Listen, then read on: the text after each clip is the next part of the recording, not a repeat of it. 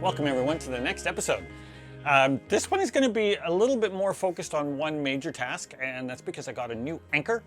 And in the process of that anchor, I needed to switch out the old anchor, and the boat already came with 3 anchors, so I had to do a little bit of musical chairs with the anchors in order to get everything to be in the spots where I wanted them to be. Plus I wanted to reverse the chain to give that, because the last bit of chain was almost never used, so by reversing it I'm basically using like brand new chain, which is great.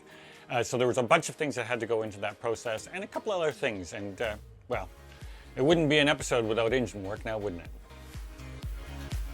This is what the anchor windlass looked like before I had it sent off for refurbishment. Now it was time to actually get it back onto the boat and reinstall this behemoth.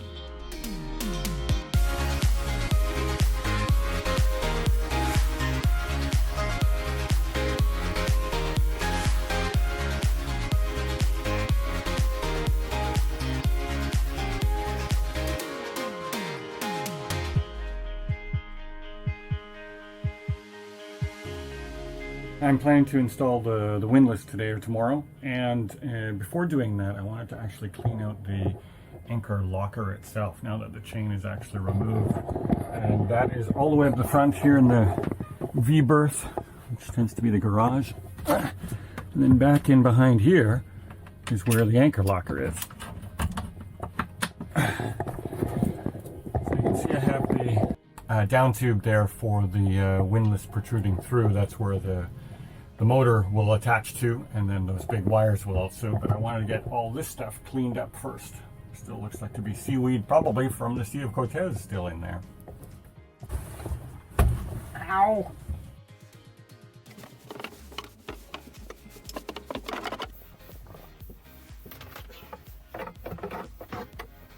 Not bad, you can see the difference between the left and the right.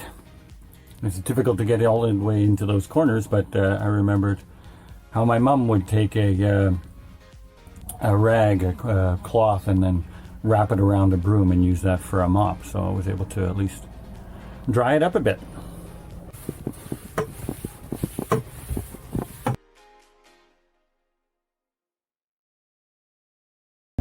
So you can see here now I run the count sensor wires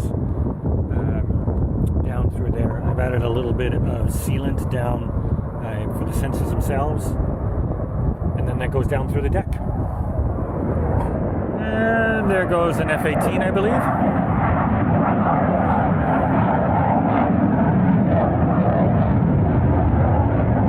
These wires look like from below decks. They have to go through this base plate and then go up through the deck. So I managed to get these not on the first 2 here, but now I need to go to the top side to lock the other ones in place, then come back down here again to be able to tighten them up, and then repeat that process up and down until I get all 6 in place.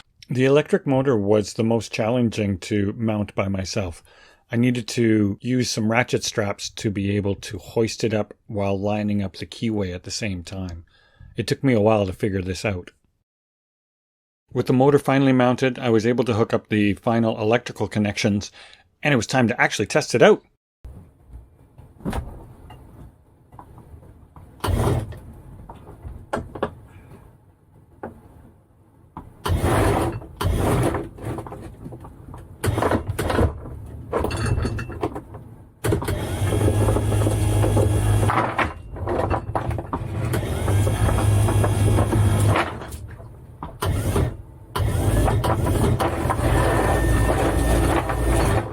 This morning, because it's quite calm, there's not much wind.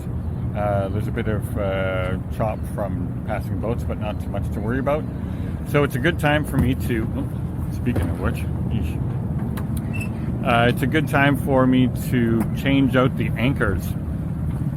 I was able to get the windlass successfully installed, so now I need to change the anchors over. I've already moved one anchor that I'm probably just going to sell. I moved that off the bow roller, but now I need to use the winch and the dinghy to be able to change from the main anchor, switch that over to the secondary anchor, and that'll give me room for my new anchor, which is still sitting there in its wrapping. The Original main anchor is this guy down here. I want to change that out. I find it a bit small, but it'll be good for a secondary anchor. And so I've already set up the chain on the brand newly installed windlass.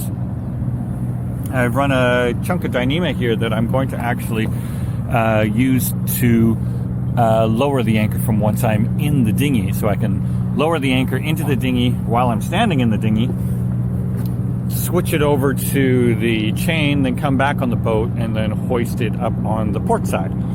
So we'll see how this goes.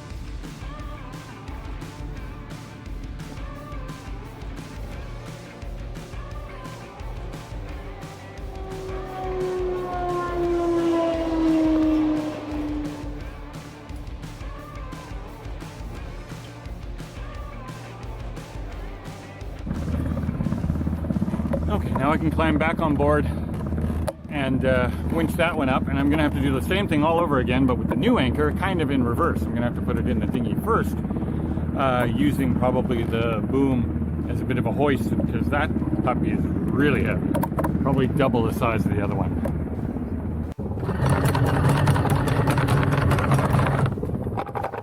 I have to be careful not to snag the mooring line or the bobstay as it comes up.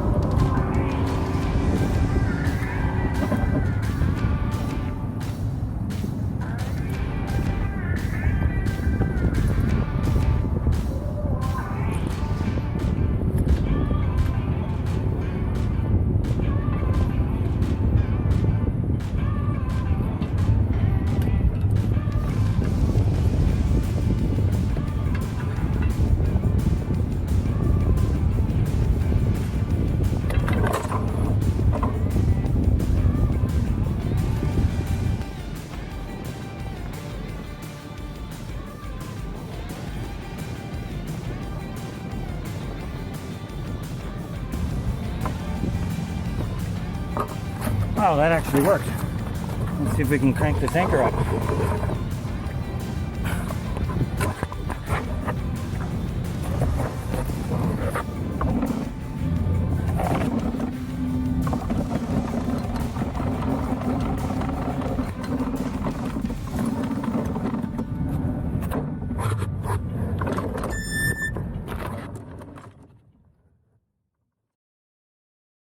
Finally, the new anchor was in place. It's a 36 kilogram Sarca Ex-cel and should have great holding power. I'm working on some LED strip lights just for some accent here in the lounge area. And one thing that's been a bit of an eyesore for me, and it kind of stood out even more now that I was working in this area, is there's these 110 volt plugs, and these the plug-in behind here is probably original from when the boat was originally built. Originally built from the original. These were then mounted on sometime afterwards. At any rate, I don't plan on ever having shore power, and even if I did have shore power, I don't know what I would plug in up here at all. So I decided to remove them, and it's actually going to be a little bit nicer.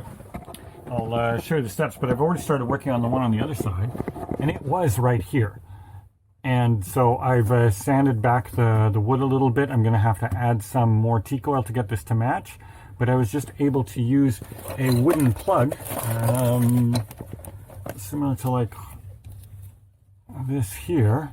And just happened to be that the wooden plugs that were here on the boat, some spare ones, fit perfectly into the hole that was there from where the wires used to come through. And then I just used a little bit of brown caulk on the 4 little screw holes, and once the teak oil is done, you'll hardly be able to notice it.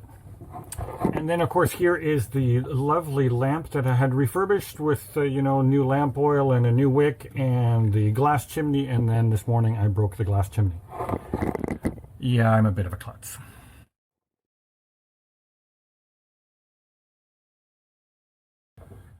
This is actually, I think, what was the cord to be plugged into here that actually feeds this lamp over beside here. I probably, if I'm going to keep this lamp, I'll probably convert it to using 12 volt and an LED. It's pretty tarnished, and I don't think the tarnish would come off very easy on that one, so I'm not sure about that one. As for a reading light, I think I'd probably use this one up here instead, so I'm not sure if I'm going to keep that lamp there or not. Anyways, I don't need it plugged into that. Get rid of that cord.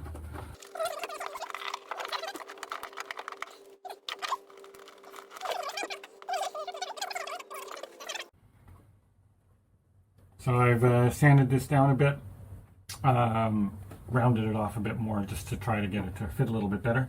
I'm just going to match the grain up here a little bit. And just add a little bit of the caulking. I mean, friction will hold this in place, but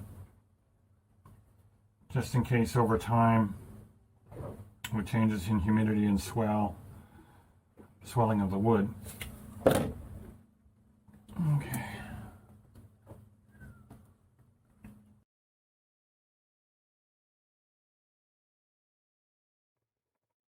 So what started out this morning is just me changing the bedding in the master bedroom. Turned into a little bit more of an adventure, and I decided while I had all that off, I started to clean all the woodwork that's back in here and get it ready for oiling, because a lot of this stuff had dust and things from decades.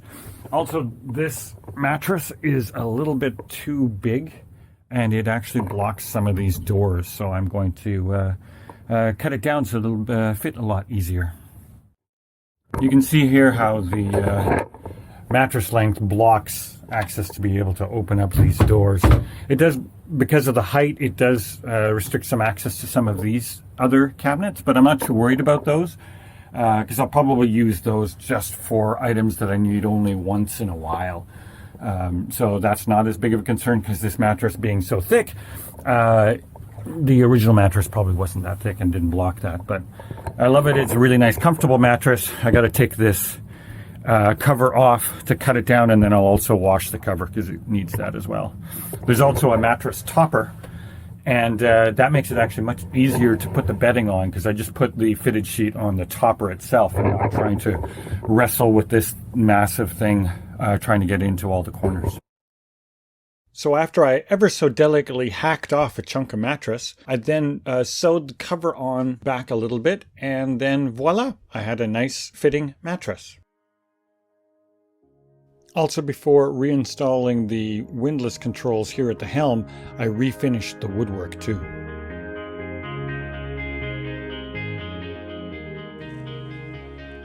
So thanks for watching another episode. Oh, wait a minute. How can I ever have an episode without engine work? Well, as you can see, the engine is completely removed. Unfortunately, after the last time the mechanic was here, a compression test revealed that the engine is dead. Their rings are having too much blow-by, which means that the gases inside the combustion chamber are not staying contained within the combustion chamber. They're leaking past the piston rings and entering the rest of the crankcase. There was a whole bunch of smoke. You might have seen that in some of the other shots where you could see that there was smoke inside the engine chamber, inside the engine room here. And that was really revealed. Once we took the valve cover off, there was a lot of that coming out, and it's unfortunate. But after about 40 years, this old girl is gone. I didn't record much of what was going on at that time, because of course I was naturally very upset. It was not like something I really wanted to put on video or even think about videotaping at all anyways. This is going to be a much larger expense than I was hoping for, you know, for this boat, and I'd already done a lot of other things, and so this is going to be stretching my budget quite a bit. I will have to be very, very meager once I get down into the Sea of Cortez and into Mexico, just because of that. But the good news is, then I will have a brand new engine. I've been able to source a same engine in a Isuzu C240. They're still used in forklifts. So it's a brand new 0-hour engine, and that is on order. I'm just waiting for it to get shipped from an Isuzu warehouse somewhere else here in the United States. So hopefully in a couple of weeks that'll be down here. I will have in upcoming episodes how we got this engine out to this point, with the mechanic's assistance to be able to get it out of the engine bay and things like that.